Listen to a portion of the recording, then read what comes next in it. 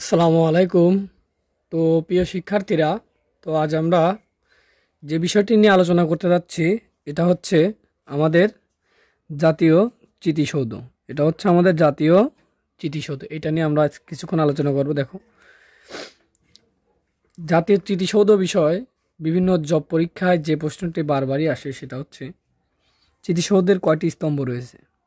তো আমরা এখান থেকে যদি দেখি, 7টি নির্দেশ করে। 1972 সালের 16 ডিসেম্বর শেখ মুজিবুর রহমান স্মৃতিসৌধটির ভিত্তিপ্রস্তর স্থাপন করেন। 1982 সালে 16 ডিসেম্বর তৎকালীন প্রেসিডেন্ট হোসেন মোহাম্মদ এরশাদ এর উদ্বোধন করেন।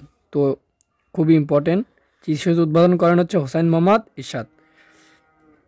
আচ্ছা, তো এখানে যদি আমরা দেখি যে স্মৃতিসৌধের মূল যে 7টি স্তম্ভ রয়েছে এটার কি কি আছে, 7টা কি কি ধারণ করে। তো আমরা এখানে প্রথম থেকে শুরু করছি। দেখো, প্রথমটা হচ্ছে 1952 সালের ভাষা আন্দোলন। প্রথম হচ্ছে 1952 সালের ভাষা আন্দোলনের চিঠিতে একটা।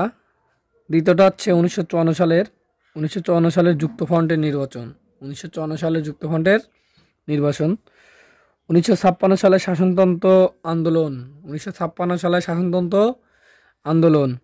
1962 সালে শিক্ষা আন্দোলন। 1962 সালে শিক্ষা আন্দোলন। 1966 সালে 6 দফা আন্দোলন। 1966 সালে 6 দফা আন্দোলন। 1969-এর গণ অভ্যুত্থান। 1969-এর গণ অভ্যুত্থান এবং 1971-এর মহান মুক্তিযোদ্ধা। এই 7টি স্মৃতি রক্ষার্থে আমাদের এই মহান স্মৃতিসৌধের স্থাপনা। তো এটা স্থাপনা করেছেন বঙ্গবন্ধু শেখ মুজিবুর রহমান এবং এটার উদ্বোধন করানো হচ্ছে হোসেন মোহাম্মদ এরশাদ।